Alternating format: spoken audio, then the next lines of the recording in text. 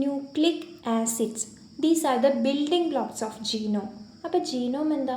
ഒരു ലൈബ്രറി എടുത്തു കഴിഞ്ഞാൽ അതിൽ കുറേ ബുക്സ് ഉണ്ടാവും. അതിൽ ഓരോ ബുക്കിനെയാണ് നമ്മൾ DNA എന്ന് വിളിച്ചത്. ഈ ബുക്കെല്ലാം അടങ്ങിയിരിക്കുന്ന ആ ലൈബ്രറീനെ വിളിക്കുന്ന പേരാണ് genome. Genome is the entire genetic material of N organism. ഒരു ലിവിങ് ഓർഗാനിസത്തിൻ്റെ ബോഡിയിൽ കുറേ സെല്ലുണ്ടാവും. ഓരോ സെല്ലിനകത്തും കുറേ DNA ഉണ്ടാവും. അപ്പം ആ ബോഡിയിലുള്ള കംപ്ലീറ്റ് DNAനെയാണ് ജീനോം എന്ന് പറയുന്നത്. ഇനി ഓരോ DNA എടുത്തു കഴിഞ്ഞാൽ അതിൽ ചെറിയ ചെറിയ സെഗ്മെൻറ്റ് കാണാൻ പറ്റും. ഒരു കുട്ടി വളരുമ്പോൾ ആ കുട്ടിക്ക് എത്രത്തോളം ഹൈറ്റ് ഉണ്ടാവണം, എത്ര കളർ ഉണ്ടാവണം, ഹെയറിൻ്റെ കളർ, കണ്ണിൻ്റെ കളർ, ഇതെല്ലാം തീരുമാനിക്കുന്ന ആ സെഗ്മെൻറ്റാണ്. ആ സെഗ്മെൻറ്റിൻ്റെ പേരാണ് ജീൻ. ഈ 2 ടൈപ്സ് ഓഫ് സെല്ലുണ്ട്, യൂക്കാരിയോട്ടിക് ആൻഡ് പ്രോകാരിയോട്ടിക്. ഒരു വെൽ ഡിഫൈൻഡ് മെംബ്രെയിൻ സ്ട്രക്ചറുള്ള സെല്ലിനെ പറയുന്നതാണ് യൂക്കാരിയോട്ടിക്. അതിനൊരു ന്യൂക്ലിയസ് ഉണ്ടാവും. ആ ന്യൂക്ലിയസിൻ്റെ അകത്താണ് DNA കാണാൻ പറ്റുക. പക്ഷേ പ്രോകാരിയോട്ടിക് സെല്ലിൽ ഒരു വെൽ ഡിഫൈൻഡ് ആയിട്ടുള്ള മെംബ്രെയിൻ സ്ട്രക്ചർ ആബ്സെൻ്റ് ആണ്. സോ എവിടെ DNA ഉണ്ടാവുക? അവരുടെ സൈറ്റോപ്ലാസത്തിൽ ന്യൂക്ലിയോയിഡ് എന്ന് പറയുന്നൊരു റീജിയനിലാണ് DNA പ്രസൻ്റ് ആയിട്ടുണ്ടാവുക. ഇനി എങ്ങനെയാണ് DNA നമ്മുടെ സെൽസിൽ എക്സിസ്റ്റ് ചെയ്യുക? ഒരു ലോങ് ആയിട്ടുള്ള ഒരു ത്രെഡ് എടുത്ത് ഞാൻ നീട്ടി വെച്ചു, അതിനകത്ത് കുറച്ച് ബീഡ്സ് കോർത്തു. ഓക്കെ, ഇതുപോലെ 46 ത്രെഡ് ആയിട്ടായിരിക്കും ഒരു സെല്ലിനകത്ത് ഈ DNA കാണുന്നുണ്ടാവുക. ഇതിൽ കോർത്തിരിക്കുന്ന ഓരോ ബീഡിനെയും ഹിസ്റ്റോൺ എന്ന് വിളിച്ചു. ഹിസ്റ്റോൺ എന്ന് പറയുന്ന പ്രോട്ടീനിൽ റാപ്പ് ചെയ്തിട്ട് ലൂസ്ലി അറേഞ്ച്ഡ് ആയിട്ടുള്ള ത്രെഡായിട്ടാണ് നമുക്ക് DNA ഒരു സെല്ലിനകത്ത് കാണാൻ പറ്റുക. എത്ര എണ്ണം ഉണ്ടാവും? 46. ഇനി സെൽ ഡിവിഷൻ നടക്കുന്ന സമയത്ത് ഈ ത്രെഡ് എല്ലാം കൂടി കണ്ടൻസ് ആവും, കുറച്ചും കൂടി ടൈറ്റ്ലി കോയിലാവും. അപ്പോൾ ഫോം ചെയ്യുന്ന സ്ട്രക്ചറിനെയാണ് ക്രോമസോം എന്ന് പറയുന്നത്. We have 23 pair of chromosome. 22 pair ഓട്ടോസോമും 1 പെയർ സെക്സ് ക്രോമസോമും ആണ്. ഒരു ജീനോം എക്സ്പ്രസ് ചെയ്യുന്ന കംപ്ലീറ്റ് RNA മോളിക്യൂളിനെ ട്രാൻസ്ക്രിപ്റ്റോം എന്നും പ്രോട്ടീൻസിനെ പ്രോട്ടിയോം എന്നും വിളിക്കും. നമുക്ക് 2 ജീനോം ഉണ്ട്, ന്യൂക്ലിയർ ആൻഡ് മൈറ്റോകോൺട്രിയൽ ജീനോം. ന്യൂക്ലിയസിൽ കാണുന്ന ജീനോമിനെയാണ് ന്യൂക്ലിയർ ജീനോം എന്ന് പറയുന്നത്. 2 പാരൻസിൻ്റെ കയ്യിൽ നിന്നും, അച്ഛൻ്റെയിൽ നിന്നും അമ്മയുടെയിൽ നിന്നും ഇൻഹെറിറ്റഡ് ആയിരിക്കും ഇത്. ഇതിലാണ് മോസ്റ്റ് ഓഫ് ദി ജീൻസ് കാണുന്നത്. 35,000 ജീൻസ് പ്രസൻ്റ് ആണ് ന്യൂക്ലിയർ ജീനോമിൽ. പക്ഷേ മൈറ്റോകോൺട്രിയയിലോട്ട് വരുമ്പോൾ മദറിൽ നിന്ന് മാത്രം ഇൻഹെറിറ്റ് ചെയ്യുന്ന DNA ആണത്. അതിൽ കുറച്ച് ജീൻസേ ഉണ്ടാവുള്ളൂ, വെറും 37 ജീൻസ് ആയിരിക്കും കാണുന്നുണ്ടാവുക. മൈറ്റോകോൺട്രിയയുടെ ഫങ്ഷൻ എന്താ? എനർജി പ്രൊഡ്യൂസ് ചെയ്യുക. Mitochondria is also known as the power house of the cell. അപ്പോൾ ATP പ്രൊഡ്യൂസ് ചെയ്യുക എന്നുള്ളത് മാത്രമാണ് ഈ 37 ജീൻസിൻ്റെ ഫങ്ഷൻ എന്ന് പറയുന്നത്. ഇനി ന്യൂക്ലിക് ആസിഡിൻ്റെ സ്ട്രക്ചറിലോട്ട് നോക്കുകയാണെന്നുണ്ടെങ്കിൽ 3 കമ്പോണൻസ് ആണ് കാണുക: phosphate, sugar and nitrogen base. Nitrogen base can be purines and pyrimidines, adenine, thymine, cytosine and guanine. ഇതെങ്ങനെ അറേഞ്ച് ചെയ്തിരിക്കുന്നതെന്ന് നോക്കുക. കുറേ ന്യൂക്ലിയോടൈഡ്സ് ഫോം ചെയ്തിട്ടാണ് ഒരു ന്യൂക്ലിക് ആസിഡ് ഉണ്ടാവുന്നത്. ഓക്കെ, അപ്പോൾ ഇതൊരു ന്യൂക്ലിയോടൈഡ് ആണെങ്കിൽ ഈ ന്യൂക്ലിയോടൈഡിൻ്റെ ഫസ്റ്റ് കാർബണിൽ, ഓക്കെ, ഇതാണ് C1 കാർബൺ. ഓക്കെ, ഫസ്റ്റ് കാർബണിൽ നൈട്രജൻ ബേസ് വന്ന് അറ്റാച്ച് ചെയ്യും. ഇതിൻ്റെ ഫിഫ്ത്ത് കാർബണിലാണ് ഫോസ്ഫേറ്റ് ഗ്രൂപ്പ് അറ്റാച്ച് ചെയ്യും. ഓക്കെ, ഇനി ഈ ഒരു ന്യൂക്ലിയോടൈഡ് അടുത്ത ന്യൂക്ലിയോടൈഡായിട്ട് കണക്ട് ചെയ്തിരിക്കുന്ന അതിൻ്റെ 3rd കാർബണായിട്ടാണ്. ഈ ഷുഗേഴ്സിന് കുറച്ചുകൂടി ഡീറ്റെയിൽ ആയിട്ട് നോക്കുകയാണെങ്കിൽ ഈ ഷുഗേഴ്സിൻ്റെ പേരാണ് ബീറ്റാ-D റൈബോ ഫ്യൂറാനോ ആൽഡോ പെൻഡോസസ്. ഈ പേരെങ്ങനെയാണ് വന്നേന്ന് നോക്കാം. ഇതാണ് റൈബോസിൻ്റെ ഒരു സ്ട്രക്ചർ. എത്ര കാർബൺ ഉണ്ട്? 5 കാർബൺ. 1 2 3 4 5. 5 കാർബൺ ഉള്ളൊരു ഷുഗർ ആണെങ്കിൽ നമ്മളതിനെ എന്ത് വിളിക്കും? Pentose sugar. DNA അല്ലെങ്കിൽ RNAയിലുള്ള ജനറ്റിക് മെറ്റീരിയൽ 2 ഉണ്ട്, DNA ആൻഡ് RNA. ഇതിലുള്ള നമ്മൾ ഷുഗറിനെ വിളിക്കുന്ന പേരാണ് ribose. So ribo and pentoses. ഈ DNA RNA തമ്മിലുള്ള ഡിഫറൻസ് എന്താ? സെക്കൻഡ് കാർബൺ നോക്കിക്കേ. സെക്കൻഡ് കാർബണിൽ എന്താ ഡിഫറൻസ്? സെക്കൻഡ് കാർബണിൽ OH പ്രസൻ്റ് ആണെങ്കിൽ അതിനെ റൈബോസ് എന്നും OH ആബ്സെൻ്റ് ആണെങ്കിൽ ഡിയോക്സി റൈബോസ് എന്നും വിളിക്കും. RNAയിൽ കാണുന്നത് റൈബോസും DNAയിൽ കാണുന്നത് ഡിയോക്സി റൈബോസും ആണ്. ഈ OH ഗ്രൂപ്പ് എന്ന് പറഞ്ഞാൽ ഹൈലി റിയാക്റ്റീവാണ്. അപ്പോൾ അതുകൊണ്ട് ഇതൊട്ടും സ്റ്റേബിൾ അല്ല. പണ്ടൊക്കെ ജനറ്റിക് മെറ്റീരിയലായിട്ട് ആക്സെപ്റ്റ് ചെയ്തിരുന്നത് RNA ആണ്. പക്ഷേ എവല്യൂഷൻ നടന്ന് ഇപ്പോൾ ഉള്ള ലിവിങ് ഓർഗാനിസംസിൽ ജനറ്റിക് മെറ്റീരിയൽ ആരാ? DNA ആണ്. അപ്പോൾ ഇതിന് റീസൺ എന്ന് പറയുന്ന റൈബോസിൽ സെക്കൻഡ് കാർബൺ OH പ്രസൻ്റ് ആണ്. OH ഹൈലി റിയാക്റ്റീവ് ആണ്, അതൊട്ടും സ്റ്റേബിൾ അല്ല. അതുകൊണ്ട് തന്നെ കറൻ്റ്ലി ജനറ്റിക് മെറ്റീരിയലായിട്ട് ആക്സെപ്റ്റ് ചെയ്യുന്നത് DNA ആണ്. ഓക്കെ, ഇനി നെക്സ്റ്റ് നോക്കുകയാണെങ്കിൽ കൈറൽ കാർബൺ. ഇതിലെങ്ങനെ D വന്നേന്നാണ് അടുത്ത് നോക്കുന്നത്. D അല്ലെങ്കിൽ L, ഇത് കൈറൽ കാർബണിൻ്റെ അറേഞ്ച്മെൻറ്റിനെ ഡിപ്പെൻഡ് ചെയ്തിരിക്കും. ഓക്കെ, അപ്പോൾ ഇതാണ് ഒരു കൈറൽ കാർബൺ എന്ന് പറഞ്ഞാൽ അതിന് ചുറ്റും അറ്റാച്ച് ചെയ്തിരിക്കുന്ന 4 ആറ്റംസ് ഡിഫറെൻ്റ് ആണെങ്കിൽ അതിനെ കൈറൽ കാർബൺ എന്ന് വിളിക്കും. ഇവിടെ കാർബൺ, ഹൈഡ്രജൻ, OH, CH2OH ചുറ്റിനുള്ള ആറ്റംസ് ഡിഫറെൻ്റ് ആണ്. സോ കൈറൽ കാർബണിൽ OH റൈറ്റിലാണെങ്കിൽ D ഫോമും OH ലെഫ്റ്റിലാണെങ്കിൽ L ഫോമും ആണ്. L ഫോമിൽ ഷുഗേഴ്സ് എക്സിസ്റ്റ് ചെയ്യില്ല. അപ്പോൾ ഇവിടെ നോക്കിക്കേ, കാർബണിൽ നിന്ന് ഫേർദസ്റ്റ് ആയിട്ട് കിടക്കുന്ന കൈറൽ കാർബണെയാണ് നമുക്ക് നോക്കണ്ടേ. ഇവിടുത്തെ കാർബൺ എന്ന് പറഞ്ഞാൽ ഇതിൻ്റെ ഫേർദസ്റ്റ് ആയിട്ട് കിടക്കുന്ന കൈറൽ കാർബൺ ഏതാ? EC ആണ് അല്ലേ. അപ്പോൾ ഇതിൻ്റെ ചുറ്റുമുള്ള 4 ആറ്റംസും ഡിഫറെൻ്റ് അല്ലേ. ഈ കാർബണിൻ്റെ റൈറ്റ് സൈഡിലാണ് OH ഉള്ളത്. അപ്പോൾ D ഫോം. ഓക്കെ, D കിട്ടിയില്ലേ. ഇനി നെക്സ്റ്റ് നമ്മൾ ഷുഗേഴ്സിലെ കാർബൺ നമ്പർ ചെയ്യുമ്പോൾ 1 prime 2 prime 3 prime 4 prime 5 prime എന്നാണ് നമ്പർ ചെയ്യുക. ഇനി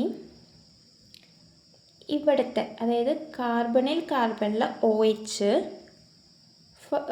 5 പ്രൈം കാർബണിലെ ഇതുമായിട്ട് സെയിം പ്ലെയിനിലാണ് എക്സിസ്റ്റ് ചെയ്യുന്നെങ്കിൽ we call them as beta.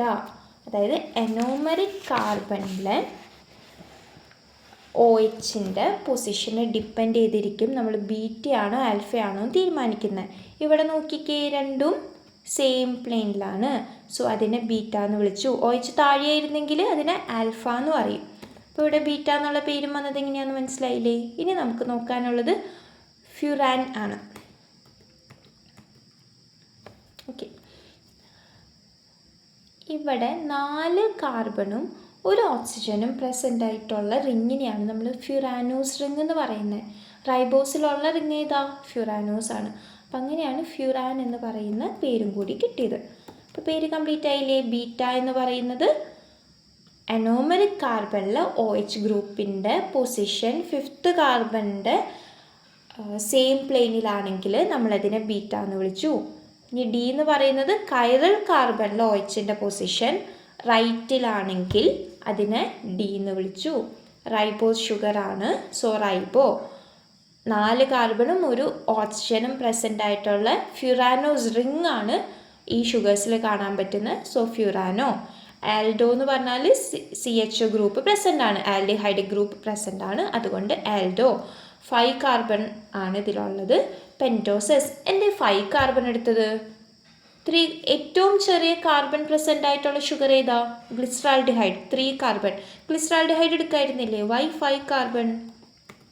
നമ്മളിവിടെ സ്ട്രക്ചർ നോക്കിയപ്പോൾ കണ്ടു, ഫസ്റ്റ് കാർബണിൽ നൈട്രജൻ അറ്റാച്ച് ചെയ്തിരിക്കുകയാണ്. അപ്പോൾ ഫസ്റ്റ് കാർബൺ ഓക്യുപ്പൈഡ് ആണ്, സെക്കൻഡ് കാർബൺ ഫ്രീ ആണ്. 3rd കാർബണിലാണ് അടുത്ത ന്യൂക്ലിയോടൈഡ് വന്ന് അറ്റാച്ച് ചെയ്യുന്നത്. സോ 3rd ന്യൂക്ലിയോടൈഡും അറ്റാച്ച്ഡ് ആണ്.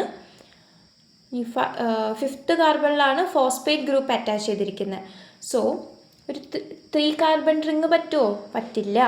റിങ് ഫോം ചെയ്യാൻ പറ്റില്ല 3 കാർബൺ പറ്റില്ല.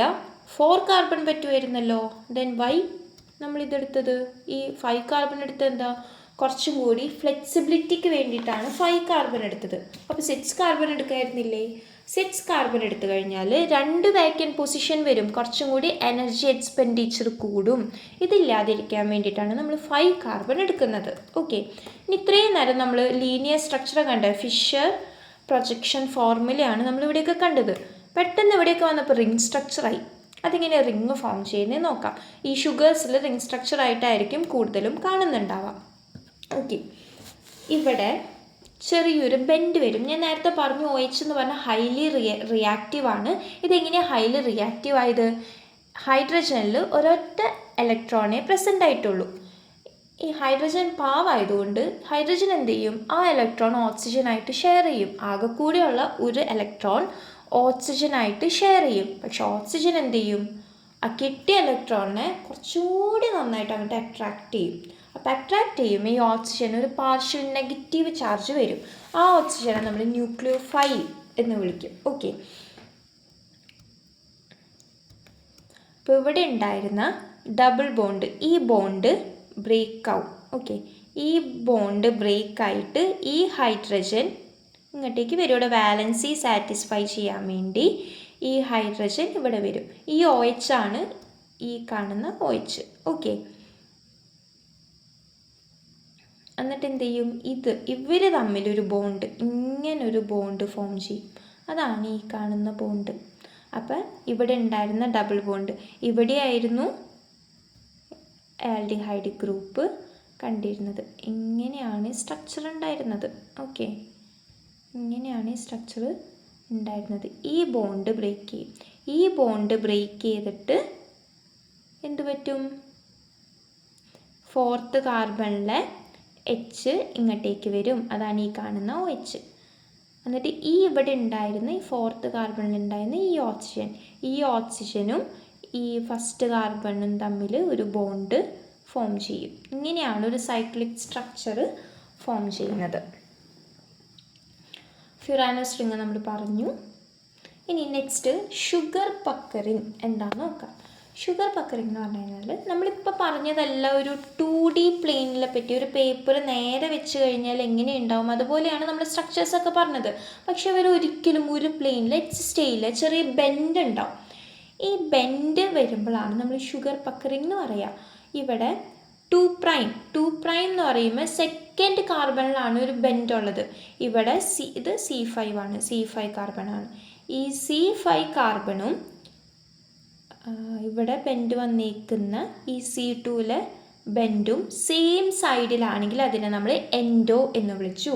ഇവിടെ രണ്ട് ഓപ്പോസിറ്റ് ഡയറക്ഷൻ അല്ലേ, ഓപ്പോസിറ്റ് സൈഡ്സ് അല്ലേ, സോ അതിനെ എക്സോ എന്ന് പറഞ്ഞു. ഇനി ഇവിടെ ഒരു ബെൻഡേ കാണുന്നുള്ളൂ. ഇവിടെ C2' എൻഡോ എന്ന് പറയുമ്പോൾ മനസ്സിലാക്കുക C3' എക്സോ ആയിരിക്കും. ഒരു ബെൻഡ് മാത്രമായിട്ട് എക്സിസ്റ്റ് ചെയ്യില്ല. ഒരു ബെൻഡ് മാത്രമാണെങ്കിൽ നമ്മളതിന് പ്യുവർ എൻവലപ്പ് ഫോം എന്ന് പറയും. പ്യുവർ എൻവലപ്പ് എന്ന് പറഞ്ഞു കഴിഞ്ഞാൽ നമ്മൾ എൻവലപ്പ് കണ്ടിട്ടില്ല, അതിൻ്റെ ഒരു ഫ്ലാപ്പ് മാത്രമായിരിക്കും നിവർന്നിരിക്കുന്നുണ്ടാവുക, ബാക്കിയെല്ലാം ഒരു പ്ലെയിനിലായിരിക്കും. പക്ഷെ അങ്ങനെ എക്സിസ്റ്റ് ചെയ്യില്ല. ഒന്നിൽ കൂടുതൽ 2 or 3 ബെൻഡ് ഉണ്ടെങ്കിൽ അതിനെ വിളിക്കുന്ന പേരാണ് ട്വിസ്റ്റഡ് ഫോം. ട്വിസ്റ്റഡ് ഫോംസിലായിരിക്കും നമുക്ക് കാണുന്നുണ്ടാവുക. ഓക്കെ, സോ ഇത്രയാണ് ഷുഗേഴ്സിനെ പറ്റി പറയാനുള്ള. പേര് പറഞ്ഞു. ബീറ്റ എന്ന് പറയുന്നത് എന്താ, OH ഗ്രൂപ്പിൻ്റെ പൊസിഷന് ഡിപ്പെൻഡ് ചെയ്തിരിക്കും ബീറ്റയാണോ ആൽഫയാണോ നമ്മൾ പറയുന്നത് അല്ലേ. OH ഗ്രൂപ്പ് സെയിം സൈഡിലാണെങ്കിൽ C5 ആയിട്ട് സെയിം പ്ലെയിനിലാണെന്നുണ്ടെങ്കിൽ അത് ബീറ്റയും, ഡിഫറെൻറ്റ് പ്ലെയിനിലാണെന്നുണ്ടെങ്കിൽ അത് ആൽഫയും. ഡി എന്ന് പറയുന്നത് കൈറൽ കാർബണിൻ്റെ അറേഞ്ച്മെൻറ്റ്. കൈറൽ കാർബണിൻ്റെ റൈറ്റ് സൈഡിലാണ് OH പ്രസൻ്റ് ആയിരിക്കുന്നെങ്കിൽ അതിനെന്ത് വിളിച്ചു? ഡി എന്നും. ലെഫ്റ്റിലാണെങ്കിൽ എൽ ഫോംസ് ഷുഗറിൽ, അതായത് ഇവിടുത്തെ ഷുഗറിൽ എക്സിസ്റ്റിംഗ് അല്ല. ഷുഗറിൽ ഭയങ്കര റയറായിട്ടേ കാണുള്ളൂ. ന്യൂക്ലിക് ആസിഡിൽ ഷുഗറിൽ എൽ ഫോംസ് എക്സിസ്റ്റിംഗ് അല്ല. റൈബോസ് ഷുഗറാണ് പേര്. സോ റൈബോ ഫ്യൂറാനോ എന്ന് പറഞ്ഞാൽ 4 കാർബണും ഒരു ഓക്സിജനും ഉള്ള റിങ്ങിനെ ഫ്യൂറാനോസ് റിങ് എന്ന് പറഞ്ഞു. അപ്പോൾ ഫ്യൂറാനോ, ആൽഡിഹൈഡ് ഗ്രൂപ്പ് ഉണ്ട്, 5 കാർബണുള്ള സ്ട്രക്ചർ ആയതുകൊണ്ട് പെൻറ്റോസസ്. ഇത്രയാണ് ഷുഗേഴ്സിനെ പറ്റി പറയാനുള്ളത്.